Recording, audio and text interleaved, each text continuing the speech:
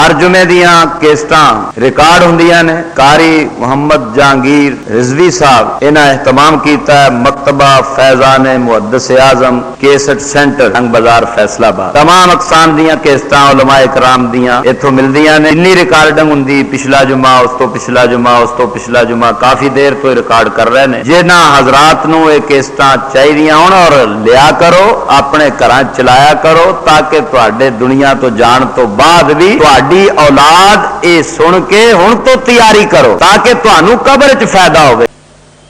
میں نے آپ حضرات کے سامنے بیان کیا تھا کہ حضرت ابو بکر رضی اللہ تعالیٰ عنہ کو صدیق کہنا یہ اللہ کی سنت ہے، جبریل امین کی سنت ہے، نبی کریم کی سنت ہے۔ اب یہاں سے آگے شروع کرتے ہیں کہ حضرت علی المرتضیٰ رضی اللہ تعالیٰ عنہ کی بھی سنت ہے۔ چنانچہ کنز العمال میں یہ حدیث موجود ہے، کسی نے حضرت علی المرتضیٰ رضی اللہ تعالیٰ عنہ سے پوچھا کہ آپ ابو بکر کے بارے میں کیا رائے رکھتے ہیں؟ آپ نے فرمایا ذاک امرؤ سماہ اللہ الصدیقہ علی لسان جبریل و علی لسان محمد صلی اللہ علیہ وسلم کانا خلیفۃ رسول اللہ صلی اللہ علیہ وسلم علی الصلاۃ فرضیہ لدیننا وردیناہ لدنیانا۔ حضرت علی المرتضیٰ فرماتے ہیں کہ ابو بکر وہ انسان ہیں کہ اللہ نے ان کا نام جبریل اور نبی کریم کی زبان پر صدیق رکھا اور وہ نبی کریم علیہ السلام کی ظاہری زندگی میں امامت کے مصلی پر کھڑے ہوئے اور وہ حضور کے نماز پر خلیفہ ہوئے۔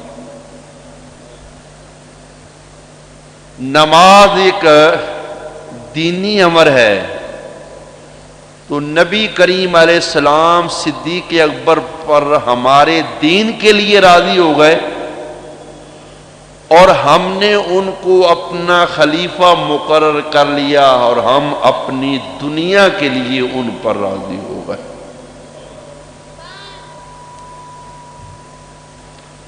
آگے چلیے، حضرت امام زین العابدین رضی اللہ تعالی عنہ نے بھی آپ کو صدیق کہا اور سمجھا۔ کسی نے حضرت امام زین العابدین سے پوچھا کہ آپ کی رائے ابو بکر کے بارے میں کیا ہے، تو انہوں نے فرمایا کیا تم صدیق کے بارے میں پوچھ رہے ہو؟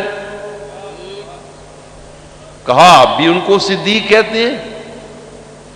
فرمایا ہاں، ان کو رسول اللہ نے صدیق کہا ہے، مہاجرین نے صدیق کہا ہے، انصار نے صدیق کہا ہے۔ جو ان کو صدیق نہ کہے نہ سمجھے اللہ دنیا اور آخرت میں اس کی تصدیق نہ کرے۔ جا اگر تو اپنی بلائی چاہتا ہے تو صدیق اکبر اور فاروق اعظم سے محبت کیا کر۔ آگے چلیے، امام محمد باقر رضی اللہ تعالی انہوں نے بھی آپ کو صدیق کہا۔ یہ مخالفین کی کتاب کا حوالہ ہے کہ کسی نے امام محمد باقر سے پوچھا کہ تلوار کو سونا چاندی لگانا یہ کیسا ہے؟ تو انہوں نے چاہیے تھا کہ وہ کہتے جائز ہے یا ناجائز، اب بات ختم ہو جاتی، لیکن انہوں نے فرمایا کہ ہاں سونے چاندی سے تلوار کو مزین کرنا جائز ہے، اس لیے کہ حضرت ابو بکر صدیق کی تلوار کے دستے پر چاندی لگی ہوئی تھی۔ پوچھنے والے نے کہا کہ آپ بھی ان کو صدیق کہتے ہیں؟ تو آپ اچھل کر کھڑے ہو گئے۔ اچھل کر کھڑے ہونا یہ اس بات کی طرف اشارہ تھا کہ آپ اس پر ناراض ہوئے کہ میں نے ان کو صدیق کہا تو تو نے تسلیم کیوں نہیں کیا؟ آپ نے 3 مرتبہ فرمایا ہاں وہ صدیق ہیں، ہاں وہ صدیق ہیں، ہاں وہ صدیق۔ معلوم ہوا حضرت امام باقر رضی اللہ تعالی عنہ نے مسئلے کے لیے دلیل کے طور پر حضرت ابو بکر کا فعل پیش کیا کہ چونکہ ابو بکر کی تلوار کے دستے کو چاندی لگی ہوئی تھی لہذا تلوار کو مزین کرنا جائز، اور پھر ابو بکر کہہ دیتے۔ صدیق کہہ کر آپ نے اس طرح اشارہ کیا کہ مجھے ابو بکر سے محبت ہے، میں بغیر لقب کے ان کا نام لینا پسند نہیں کرتا۔ جب آپ نے صدیق کہا تو اس کا مطلب یہ کہ آپ نے ان کو نبی کے بعد افضل سمجھا، اس لیے کہ اللہ فرماتا ہے من النبیین والصدیقین، نبی کے بعد مرتبہ ہے صدیق کا، اور آپ اس آدمی پر ناراض ہوئے جس نے حضرت صدیق اکبر رضی اللہ تعالی عنہ کے لقب کو صدیق پسند نہ کیا۔ اب سنیے تمام گفتگو کا نچوڑ۔ حضرت ابو بکر رضی اللہ تعالی عنہ کو صدیق کہنا یہ اللہ کی سنت ہے، نبی کریم کی سنت ہے، جبریل امین کی سنت ہے، علی المرتضی کی سنت ہے، امام زین العابدین کی سنت ہے، امام محمد باقر کی سنت ہے۔ الحمدللہ ہم حضرت ابو بکر کو صدیق کہہ کر اللہ کی سنت پر عمل کرتے ہیں، نبی کریم کی سنت پر عمل کرتے ہیں، جبریل امین کی سنت پر عمل کرتے ہیں، علی المرتضی کی سنت پر عمل کرتے ہیں۔ اور جو ان کو صدیق نہیں کہتے بلکہ ان کی شان میں نازیبہ کلمات استعمال کرتے ہیں، گالیاں نکالتے ہیں، آخر وہ بھی تو کسی کی سنت پر عمل کرتے ہی ہوں گے نا۔ تو مشکات شریف کی حدیث ہے بھائی، سیدنا صدیق اکبر رضی اللہ تعالیٰ عنہ نے ایک یہودی سے کچھ قرض لیا ہوا، وہ مانگنے کے لیے آیا تو آپ نے فرمایا فی الحال میرے پاس نہیں۔ اس نے گالیاں دینا شروع کر دی۔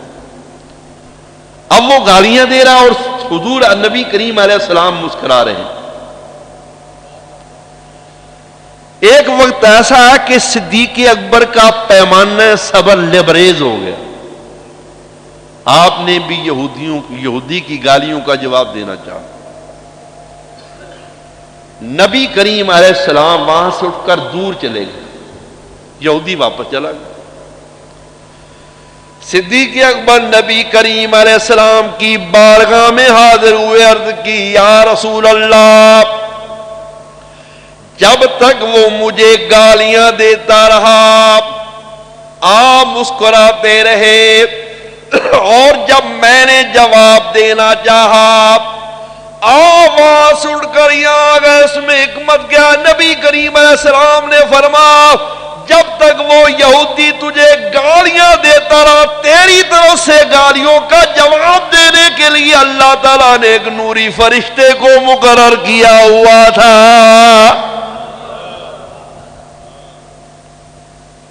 جب تو نے جواب دینا چاہا تو وہ فرشتہ چلا گیا، اس لیے میں اٹھ کر آ گیا۔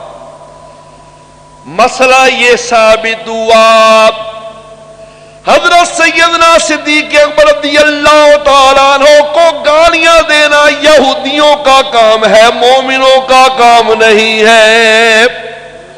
اور جو صدیق اکبر رضی اللہ تعالیٰ ان کی شان میں گستاخی کرے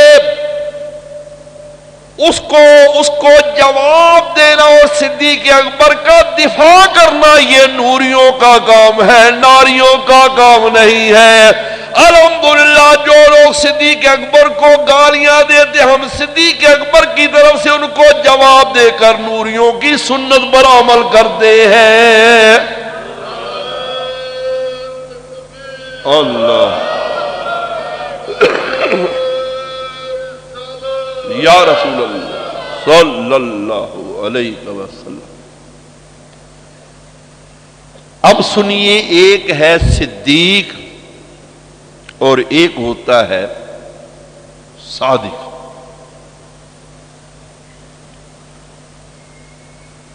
صادق وہ ہے جو مخلوق سے سچ بولے، اور صدیق وہ ہے جو خالق سے سچ بولے۔ صادق وہ جو جھوٹ نہ بولے، اور صدیق وہ جو جھوٹ بول ہی نہ سکے۔ صادق وہ جو نفسانیت سے پاک ہو، اور صدیق وہ جو انانیت سے پاک ہو۔ صادق وہ کہ جس طرح واقعہ دیکھے اسی طرح بیان کر دے، اور صدیق وہ ہوتا کہ جس طرح وہ کہہ دے واقعہ اسی طرح ہو جائے۔ چنانچہ آئیے میں قرآن مجید کی دو دلیلیں پیش کرتا ہوں کہ صدیق وہ جس طرح وہ کہہ دے واقعہ اسی طرح ہو جائے۔ اللہ تعالیٰ نے قرآن مجید میں ارشاد فرمایا، وَاذْكُرْ فِي الْكِتَابِ إِبْرَاهِيمَ إِنَّهُ كَانَ صِدِّيقًا نَبِيًّا۔ اللہ فرماتا ہے قرآن میں ابراہیم علیہ السلام کو یاد کرو، اور وہ صدیق نبی۔ حضرت ابراہیم علیہ السلام کو صدیق کہا گیا۔ اب صدیق وہ ہوتا ہے کہ جس طرح وہ کہہ دے اسی طرح ہو جائے۔ تو کیا آپ کی زندگی کا بھی کوئی ایسا واقعہ ہے تو سنیے بھی۔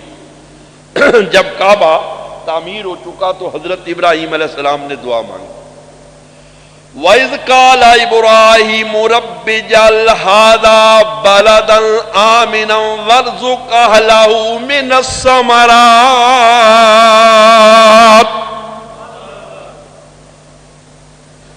آپ نے دعا مانگی، یا اللہ اس شہر کو، مکہ کو باعث امن بنا دو، اس میں کبھی دشمن اسلام جنگ نہ کرے، اس کا کبھی امن تباہ نہ ہو، اور اس کے رہنے والوں کو یا اللہ پھلوں کا رزق عطا فرما۔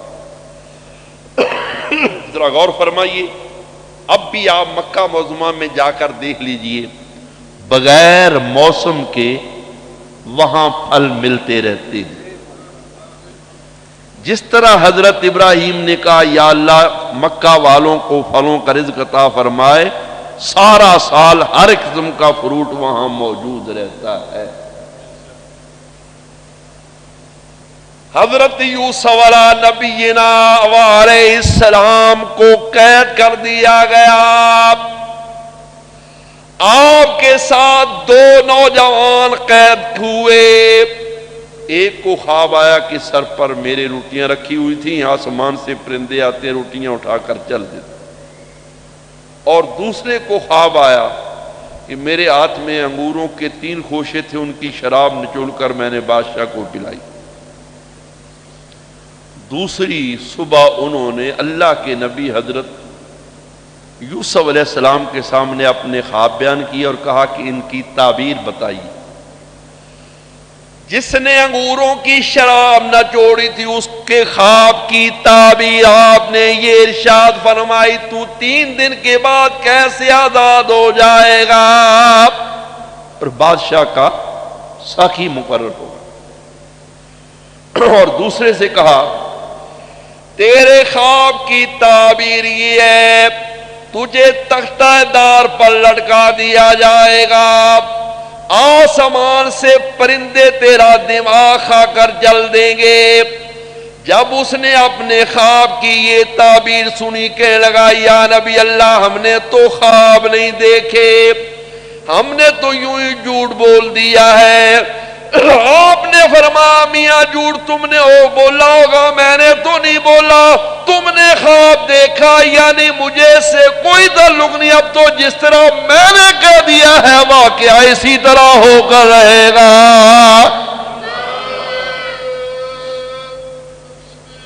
اللہ یا رسول اللہ صلی اللہ علیہ وسلم۔ چنانچہ ایسا ہوا کہ ایک کو جس نے انگوروں کی شراب جوڑی تھی اس کو 3 دن کے بعد کیسے آزاد کر دیا گیا، بادشاہ کا ساقی مقرر ہوا، اور دوسرے کو تختہ دار پر لٹکا دیا۔ اس واقعہ کے کچھ عرصہ بعد عزیز مصر کو خواب آیا کہ 7 خشک بالیاں تھیں وہ تر بالیوں سے لپٹ گئیں اور ان کو بھی خشک کر دیا، 7 پتلی گائیں تھیں وہ موٹی گاؤں کو کھا رہی۔ عزیز مصر نے یہ خواب بڑے بڑے معبروں کے سامنے پیش کیا لیکن کوئی تعبیر نہ بتا سکا۔ وہ جو بادشاہ کا ساقی تھا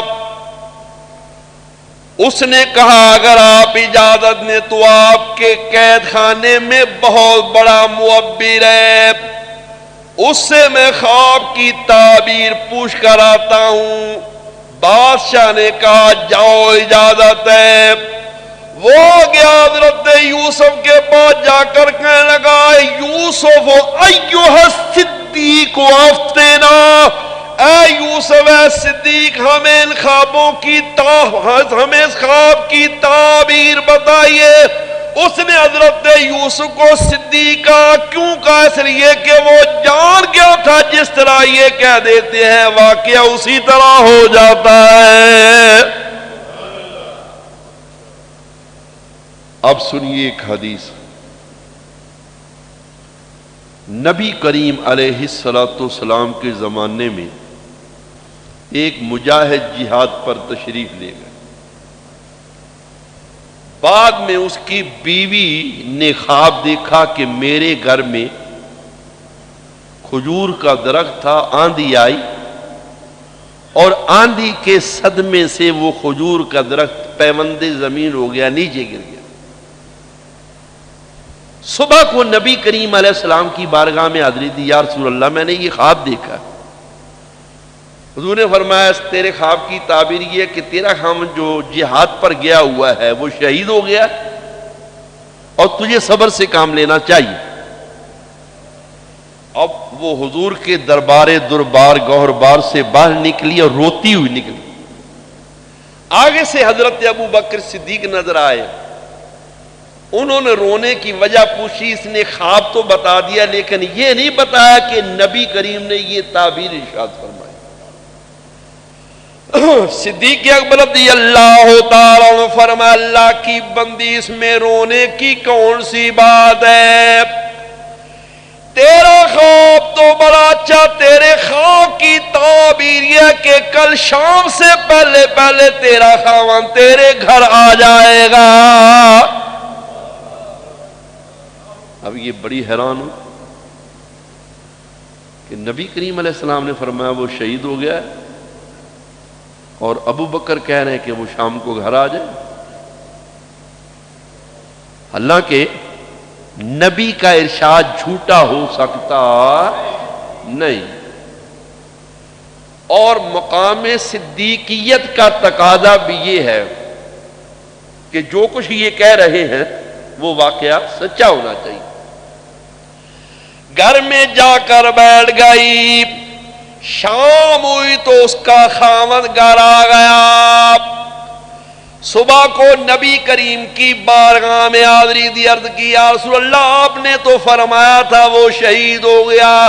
جب آپ کے دربار گوربار سے باہر نکلی، صدیق اکبر سے ملاقات ہوئی، ان کے سامنے خواب بیان کیا. اس نے کہا تیرا خاوند شام کو گھر آ جائے گا. چنانچہ وہ آ گیا ہے. نبی کریم علیہ السلام بھی حیران ہوئے. اتنے میں جبریل امین نازل ہوا، عرض کی یا رسول اللہ اللہ آپ کو سلام کہتا. اور حیران ہونے کی ضرورت نہیں ہوا کہ آپ کے ارشاد کے مطابق وہ شہید ہو گیا تھا.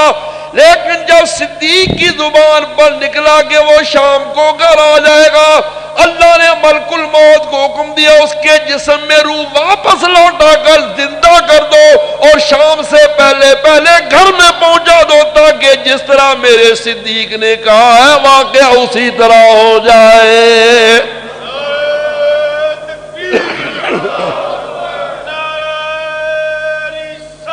یا رسول اللہ صلی اللہ علیہ وسلم. اور دیکھیے اشرف التفاسیر پارہ 5، غزوہ احد ختم ہوا تو نبی کریم علیہ السلام اپنے لشکر کو لے کر مدینے کی طرف تشریف لائے. اس غزوہ احد میں مالک بن سنان حضور کے صحابی شہید ہو گئے. جب لشکر اسلام مدینے کے قریب پہنچا، کسی نے صدیق اکبر سے کہا مالک بن سنان کا کیا حال ہے؟ آپ کی زبان سے نکل گیا کہ وہ لشکر اسلام کے پیچھے پیچھے آ رہا ہے، حالانکہ وہ تو شہید ہو چکا تھا. جب آپ کی زبان سے یہ نکلا، اللہ تعالیٰ نے ملک الموت کو حکم دیا مالک بن سنان کے جسم میں روح واپس لوٹا کر لشکر اسلام کے پیچھے پیچھے روانہ کر دو، تاکہ جس طرح میرے صدیق نے کہا ہے واقعہ اسی طرح ہو جائے. تو معلوم ہوا صدیق ہوتا ہی وہ ہے کہ جس طرح وہ کہہ دے واقعہ اسی طرح ہو جائے. اچھا اب سنیے، اللہ تعالیٰ نے قرآن مجید میں ارشاد فرمایا وَمَن يُطِعِ اللَّهَ وَالرَّسُولَ فَأُولَٰئِكَ مَعَ الَّذِينَ أَنْعَمَ اللَّهُ عَلَيْهِم مِّنَ النَّبِيِّينَ وَالصِّدِّيقِينَ. یہاں نبیوں کے بعد اللہ نے صدیقین کا ذکر کیا. معلوم ہوا نبی کے بعد مرتبہ ہے صدیق. جب آپ کا صدیق ہونا ثابت ہو گیا تو معلوم ہو گیا کہ جب آپ صدیق ہیں تو بعد الانبیاء تمام انسانوں سے افضل ہیں. چنانچہ اس پر چند دلائل پیش کرتا ہوں، ذرا غور فرمائیے. میرے دوستوں اور بزرگوں، حضرت صدیق اکبر رضی اللہ تعالیٰ عنہ جب ہجرت فرما کر مدینہ طیبہ آئے تو آپ کے خالہ زاد بھائی تھے، ان کا نام تھا مصطح. وہ یتیمی کی حالت میں آپ کی گود میں آئے تھے، آپ نے ان کی پرورش کی اور آپ ان کو اپنے یہاں سے کھلاتے پلاتے تھے. جب منافقین مدینہ نے حضرت عائشہ پر تہمت لگائی تو یہ مصطح بھی ان میں شامل ہو گئے، کیونکہ بعض مسلمان بھی بدگمانی کا شکار ہو گئے. مصطح بھی ان میں شامل تھے.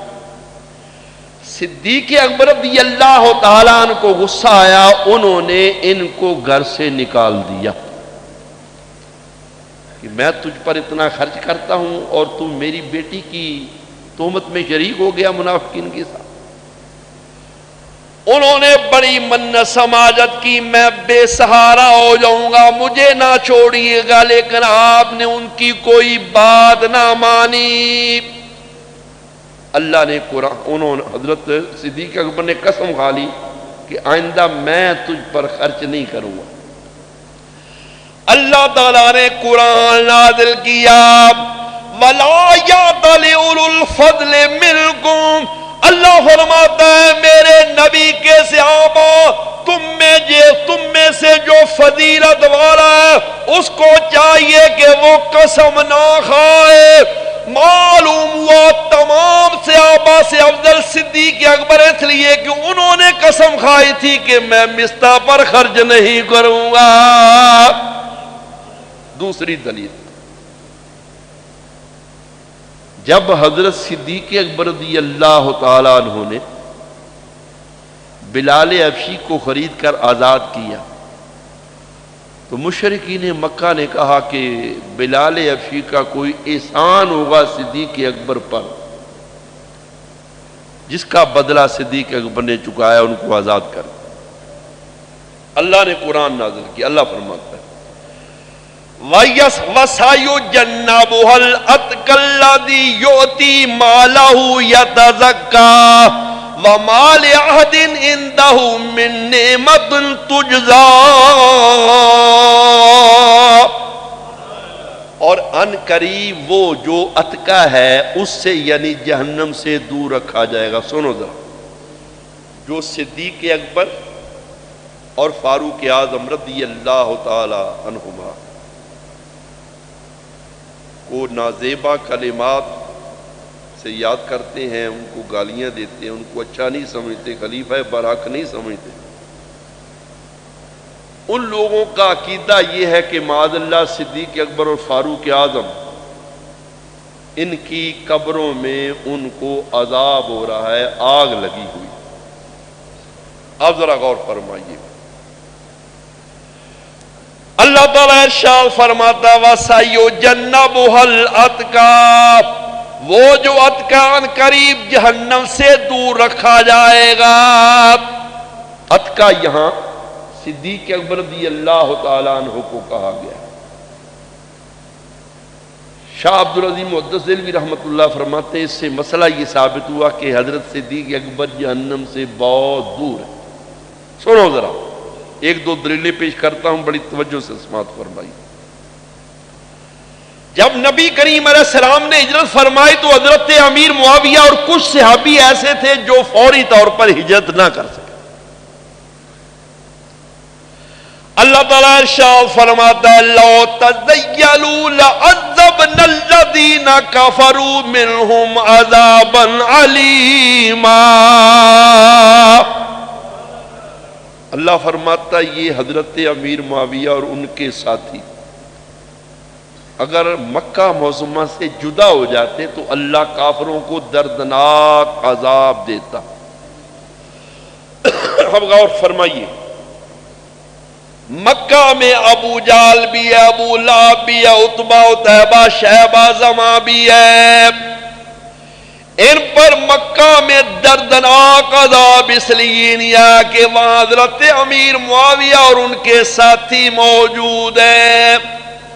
غور کرو، جہاں حضرت امیر معاویہ موجود ہے وہاں تو ابو جال پر عذاب نازل نہیں ہوتا، اور جس جگہ امام الانبیاء اپنی قبر میں آرام فرما رہے ہیں وہاں صدیق اکبر اور فاروق اعظم پر کیسے عذاب نازل ہوگا؟ دوسری دلیل، جب حضرت لوط علیہ السلام کی قوم پر عذاب، حضرت لوط علیہ السلام کی قوم پر عذاب آنے لگا تو اللہ فرماتا ہے فَأَخْرَجْنَا مَنْ كَانَ فِيهَا مِنَ الْمُؤْمِنِينَ۔ اللہ فرماتا اس بستی سے ہم نے مومنوں کو نکال لیا، کیونکہ مومنوں کی موجودگی میں کافروں پر عذاب نازل نہیں ہو سکتا۔ میرے دوستوں اور بزرگوں ذرا غور فرمائیے، جہاں چند مومنوں وہاں تو لوط علیہ السلام کی قوم پر عذاب نازل نہیں ہوتا، اور جہاں امام الانبیاء مفسرین فرماتے ہیں حضرت جبریل امین اور ان کے ساتھی فرشتے قبرستانوں میں بھی جاتے ہیں، ان کے جانے کی وجہ سے اللہ تعالیٰ تمام قبرستانوں سے عذاب دور فرما دیتا ہے۔ اور انما جبریل خلق لخدمت النبی صلی اللہ علیہ وسلم، یہ جبریل تو پیدا ہی ہمارے نبی کی خدمت کے لیے ہوئے ہیں۔ جبریل ہمارے نبی کریم علیہ السلام کے خادم ہیں۔ جب خادم قبرستان میں چلا جائے تو تمام قبرستان کا عذاب دور کر دیا جاتا ہے، اور اگر آقا محمد مصطفیٰ لیتے ہوئے ہوں تو اس وہاں جتنی قبریں ہوں گی ان میں کیسے عذاب نازل ہوگا؟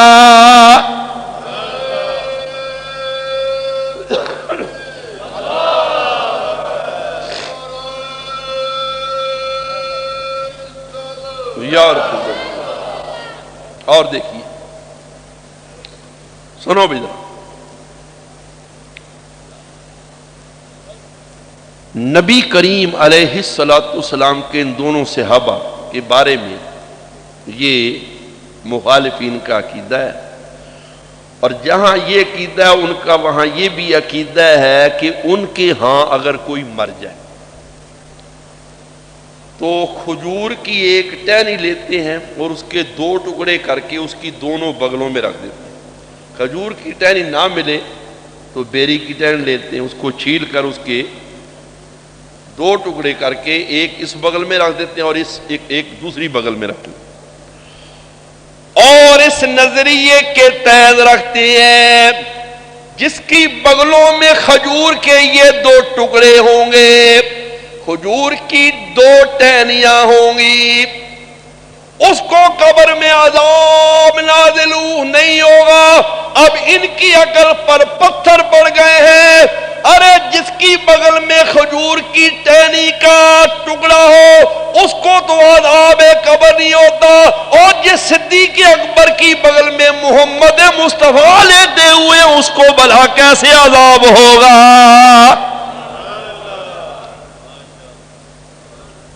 وَسَيُجَنَّبُهَا الْأَتْقَى، اللہ فرماتا ان قریب وہ جو اتقا ہے جہنم سے دور کر دیا جائے گا۔ اب صدیق اکبر رضی اللہ تعالیٰ عنہ اتقا ہے، اور اللہ فرماتا ہے ان اکرم عند اللہ اتقاکم، اے میرے نبی کے صحابہ جو تم میں سے اتقا وہ اللہ کے نزدیک سب سے زیادہ عزت والا ہے۔ اتقا صدیق اکبر ہے، معلوم ہوا بعد الانبیاء تمام انسانوں اور صحابہ سے افضل حضرت صدیق اکبر ہے۔ ایک دلیل اور سنو بھی ذرا غور سے،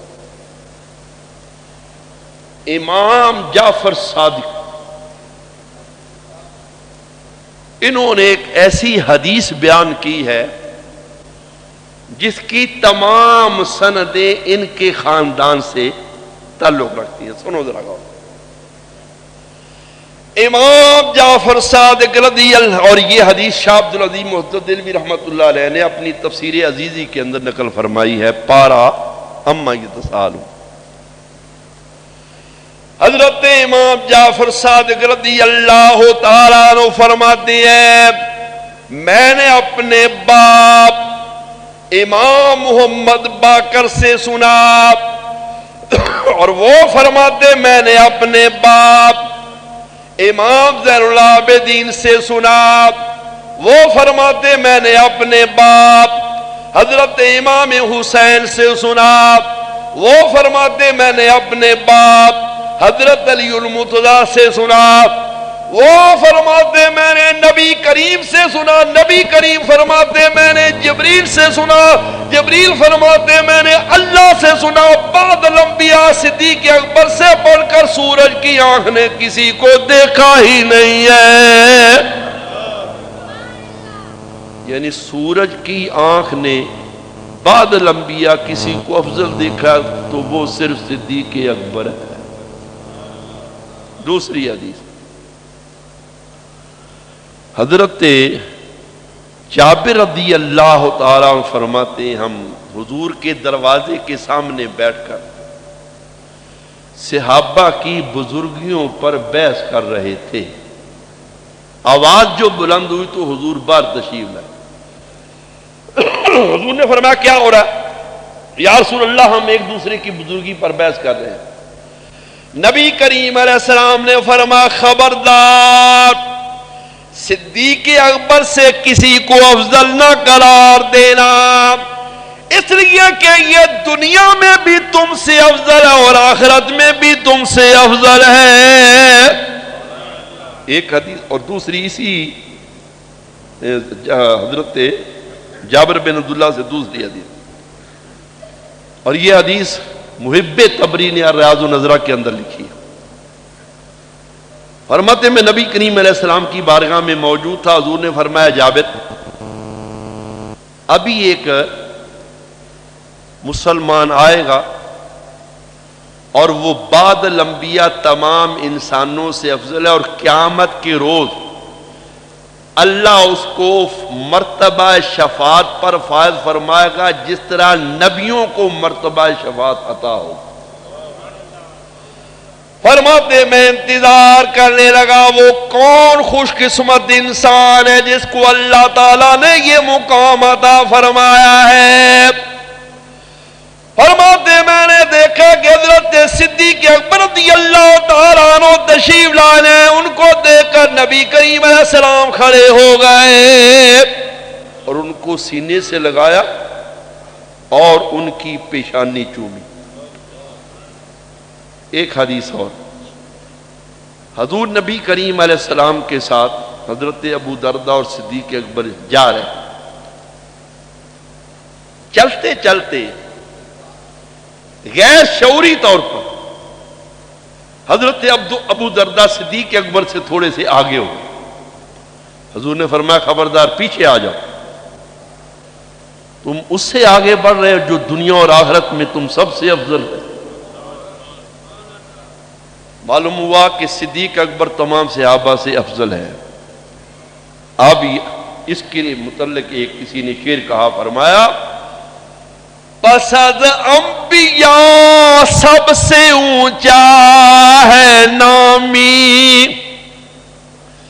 پس از انبیاء سب سے اونچا ہے نامی، رفیق نبی کا مقام اللہ اللہ، رفیق نبی کا مقام اللہ اللہ۔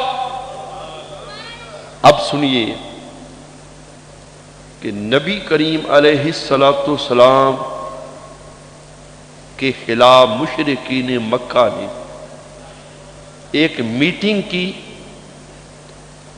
اور جہاں وہ میٹنگ کیا کرتے تھے اس کا نام تھا ندوہ۔ بہت بڑی حویلی تھی، میٹنگ کر رہے تھے نبی کریم کے خلاف کہ ان کے ساتھ کیا سلوک کرنا چاہیے۔ اتنے میں ایک بوڑھا دروازے پر آیا، دروازہ کھڑکھڑایا، انہوں نے پوچھا تو کون ہے؟ اس نے کہا میں شیخ نجدی ہوں۔ کیا کہا؟ شیخ نجدی۔ ایک نہیں دو نہیں کئی کتابوں میں لکھا ہوا ہے کہ وہ جو شیخ نجدی کی شکل میں آیا تھا وہ شیطان تھا۔ بولو کون تھا؟ شیطان۔ شیطان نمرود کی شکل میں نہیں آیا، حامان کی شکل میں نہیں آیا، فرعون کی شکل میں نہیں آیا، وہ نجدی بوڑھے کی شکل میں، اس لیے کہ وہ جانتا تھا کہ میری اولاد اور ذریت انہی سے شروع ہوگی۔ کہا کہ مجھے پتا چلا ہے کہ تم محمد صلی اللہ علیہ وسلم کے خلاف منصوبہ بنا رہا میں تمہیں مفید مشورہ دینے آیا ہوں۔ ابو جہل نے کہا اس کو شامل کر لو۔ اب مشورہ شروع۔ کسی نے کہا کہ حضرت محمد صلی اللہ علیہ وسلم کو قید کر دو۔ شیطان نے کہا یہ مشورہ ٹھیک نہیں ہے، اس لیے کہ تم اگر قید کر دو گے تو اس کے جان نثار اس کو قید تھوڑا رہنے دیں گے، وہ تو اپنی جان پر کھیل کر چھڑا کر لے جائیں۔ ابو جہل نے کہا میرا مشورہ یہ کہ ان کو جلا وطن کر دیا جائے۔ شیطان نے کہا یہ مشورہ بھی ٹھیک نہیں، اس لیے کہ تم جانتے ہو اس کی زبان میں بڑا اثر ہے، وہ جہاں بھی جائے گا اپنی شیریں لسانی سے لوگوں کو اپنا بنائے گا، اس لیے کہ نبی کے لبوں پر خدا بولتا ہے۔ اللہ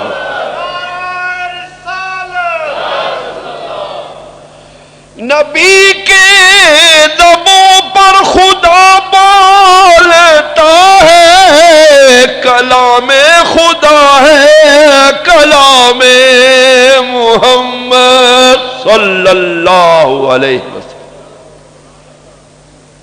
وہ جگہ جگہ تقریریں کرے گا، اس کا اثر ہوگا، بہت بڑا جتھا بنا کر تم پر حملہ کرے گا، تمہیں ملیا مٹ کر دے گا۔ ابو جہل نے کہا پھر تو ہی مشورہ دے کیا چاہیے؟ اس نے کہا میرا مشورہ یہ ہے کہ ہر قبیلے سے ایک نوجوان منتخب کیا جائے، اس کے ہاتھ میں ننگی تلوار دی جائے، اور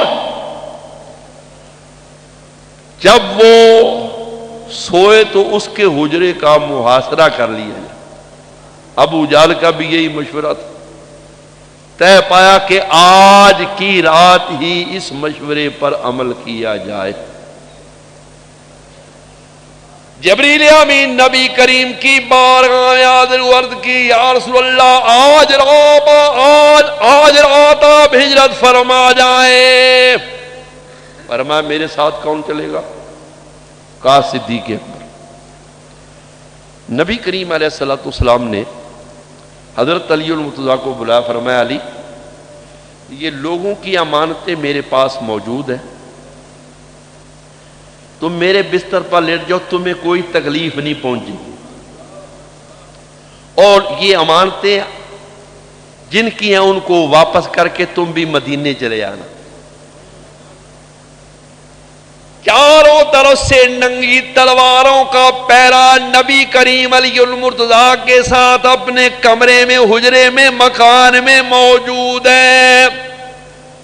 باہر نکلے دیکھا ننگی تلواروں کا پیرا، اللہ کی بارگاہ میں عرض کی یا اللہ تیری طرف سے ہجرت کا حکم ہو گیا ہے، باہر تو ننگی تلواروں کا پیرا ہے۔ اللہ نے فرمایا مٹی کی مٹھی بھر کر ان کی طرف پھینکو، ہم ان کو اندھا کر دیں گے۔ یا اللہ مٹی کی مٹھی جائے گی وہ تو سامنے جائے گی، کافر تو چاروں طرف موجود ہے، فرمایا ہم مٹی کو چاروں طرف پہنچانے پر قادر ہیں۔ نبی کریم نے سورہ یاسین اس مٹی پر پڑھی اور اس طرح پھینکی تو جتنے کافر تھے سب کے سروں میں مٹی چلی۔ وہ دراتا ہوا وحدت کا دم بڑھتا ہوا نکلا، وہ دراتا ہوا وحدت کا دم بڑھتا ہوا نکلا، تلاوت سورہ یاسین کی کرتا ہوا نکلا۔ حضور نبی کریم علیہ السلام سیدھے صدیق اکبر کے گھر گئے۔ ذرا غور فرمائیے، حضرت بخاری شریف کی یہ حدیث ہے، حضرت عائشہ صدیقہ فرماتی جب سے میں نے ہوش سنبھالا ہے میں نبی کریم علیہ السلام کو دیکھتی چلی آ رہی ہوں کہ صبح بھی اور شام بھی نبی کریم میرے ابا جان کے گھر آتے، نبی کا دروازہ، نبی کا دربار، نبی کا آستانہ وہ آستانہ ہے کہ تصدق ہے جس پر ازل سے زمانہ، تصدق ہے جس پر ازل سے زمانہ، وہ ہے مصطفیٰ کا حسی آستانہ۔ اللہ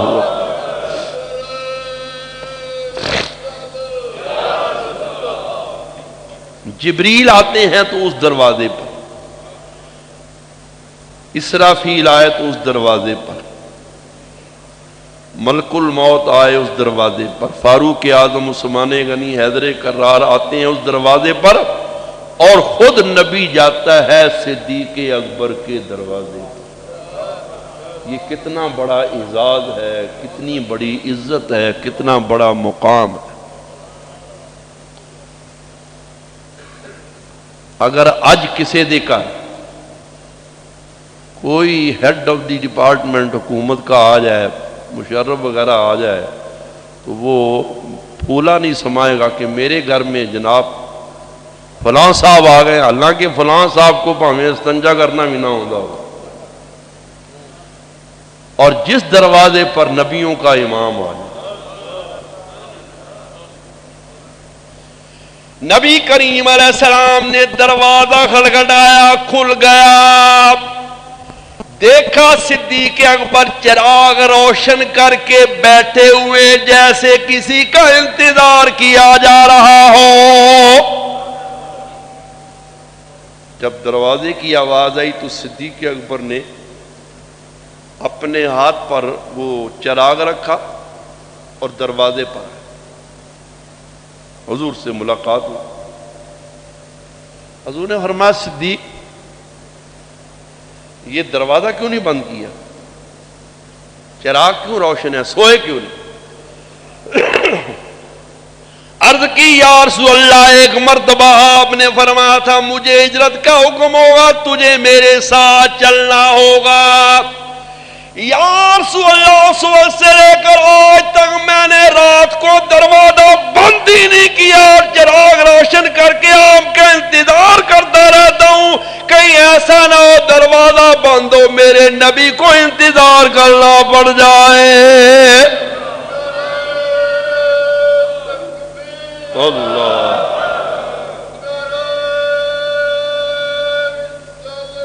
یا رسول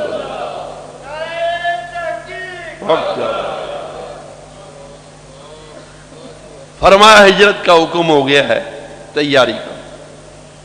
80,000 درم یہ نقدی اثاثہ تھا حضرت صدیق اکبر کے گھر میں، وہ سارے کا سارا لیا اور نبی کریم کے ساتھ ہو لیا۔ آج تو مکہ معظمہ میں بڑی بہترین سڑکیں بنی ہوئی ہیں، اس زمانے میں سڑکوں کا سوال ہی پیدا نہیں ہوتا تھا۔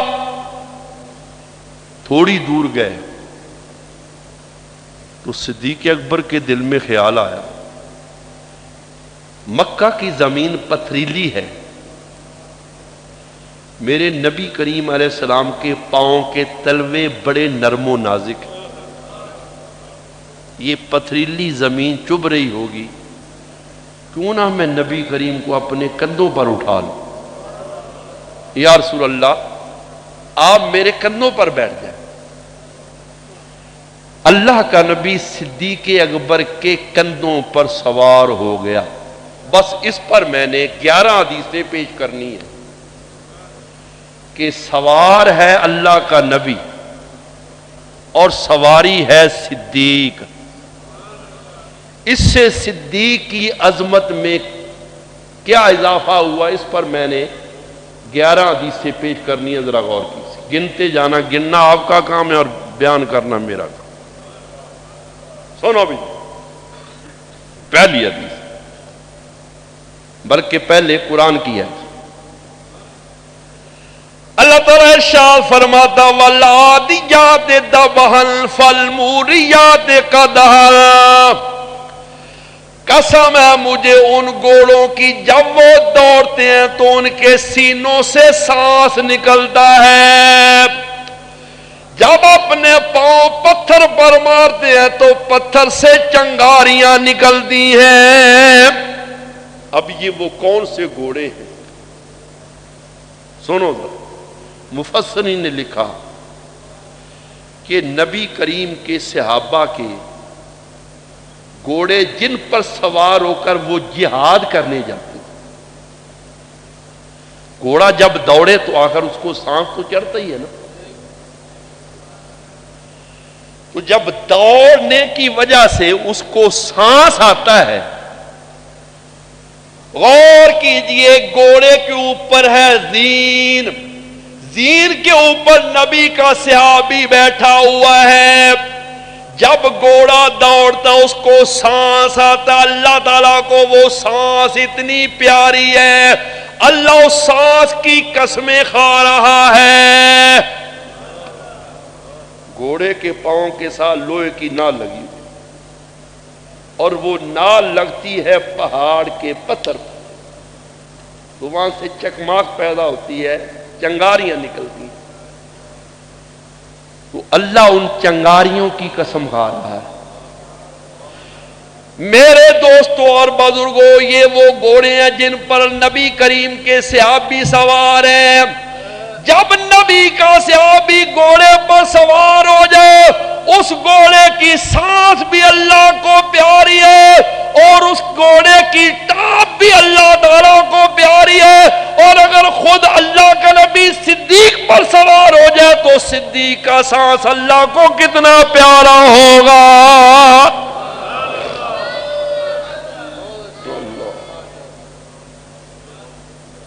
ایک دلیل، دوسری دلیل، اللہ فرماتا وَأَغْرَقْنَا آلَ فِرْعَوْنَ وَأَنْتُمْ تَنْظُرُونَ،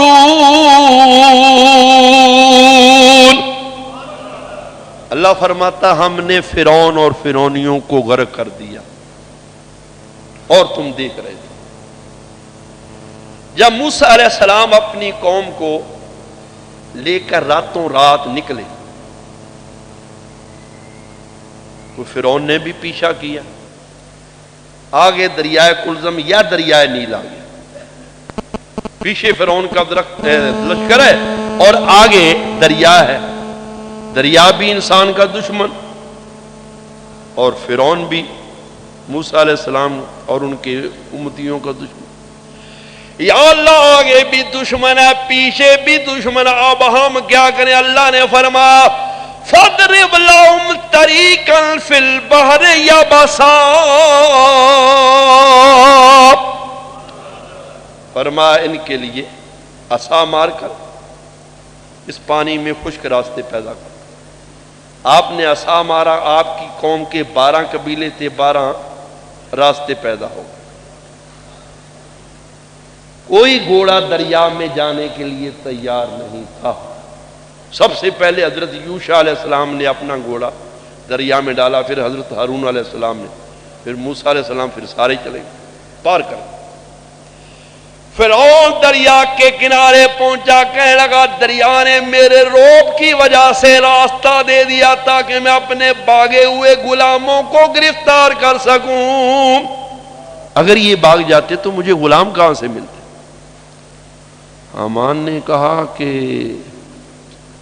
دریا میں گھوڑا نہ ڈالنا، بہتر یہ کہ کشتیاں تیار کرو۔ اب فرعون کا گھوڑا دریا میں جانے کے لیے تیار نہیں تھا۔ اللہ تعالیٰ نے حضرت جبریل امین کو بھیجا، جبریل گھوڑی پر سوار ہے، الجنس یمیل الی الجنس، جنس کو جنس سے محبت ہوتی ہے۔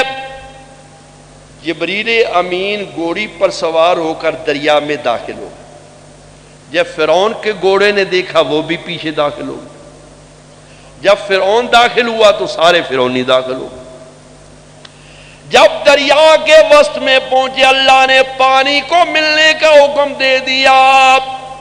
اللہ فرماتا وَأَغْرَقْنَا آلَ فِرْعَوْنَ. کس طرح ہے جی؟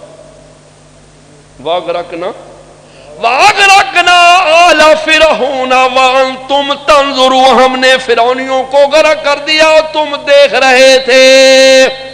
اب غور کیجیے، جس گھوڑی پر حضرت جبریل سوار تھے جب دریا پار کر گئی تو موسیٰ علیہ السلام کے امتیوں میں ایک آدمی تھا، اس کا نام بھی موسیٰ ہی تھا، لیکن قرآن نے اس کو لقب دیا ہے سامری کا، اور اس کی پرورش حضرت جبریل امین نے کی ہے. چونکہ وہ جبریل کو دیکھتا رہا اس لیے وہ جبریل کو پہچان گیا.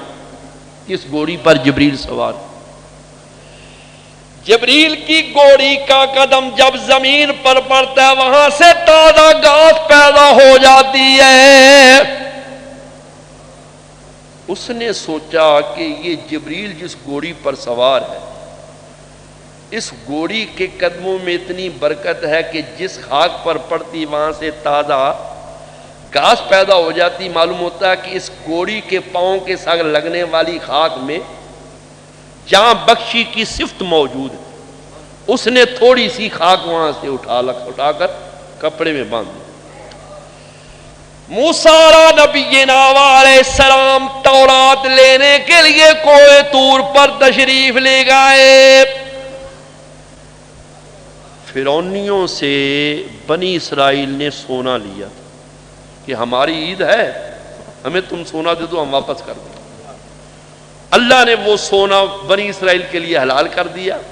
سامری نے بنی اسرائیل سے وہ سونا لے کر پگھلایا اور اس کا بنا دیا بچڑا.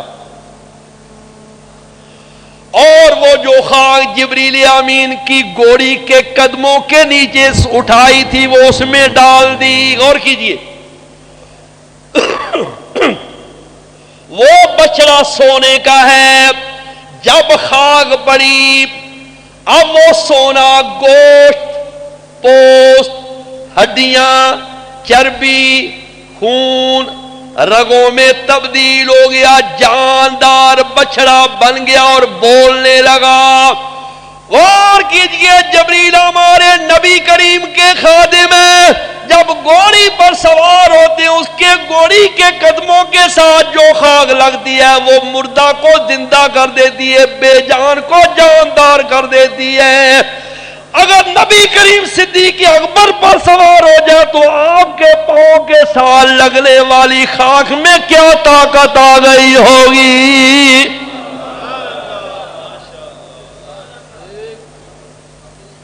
آگے چلیے، ایک دلیل اور.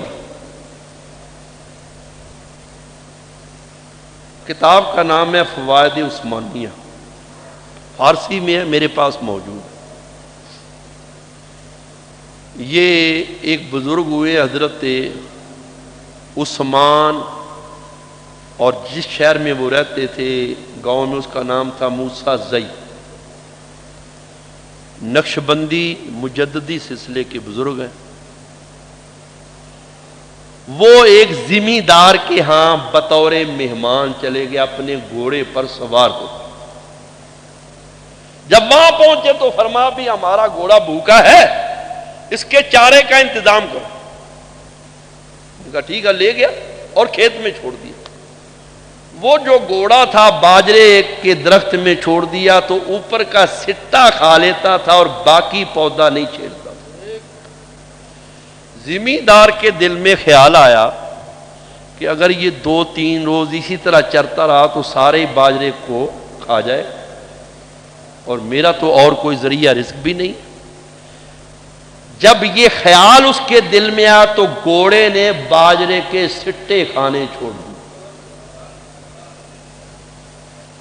اب اس کے دل میں خیال آیا ہے کہ یہ تو سارا باجرہ کھا جائے. گھوڑے نے باجرے کے سٹے کھانے چھوڑ دیے. معلوم ہوا کہ اس کو اس کے دل کی کیفیت معلوم ہو گئی اس لیے اس نے باجرہ کھایا۔ اس نے سارا دن باجرہ نہیں کھایا، اس زمیندار نے گھوڑے کے پاؤں پکڑ لی، حضرت جی یہ کھیت بھی تو آپ کا ہے، میں بھی آپ کا ہوں، ناراض نہ ہو، کھائے۔ انہوں نے پھر کھانا شروع کیا۔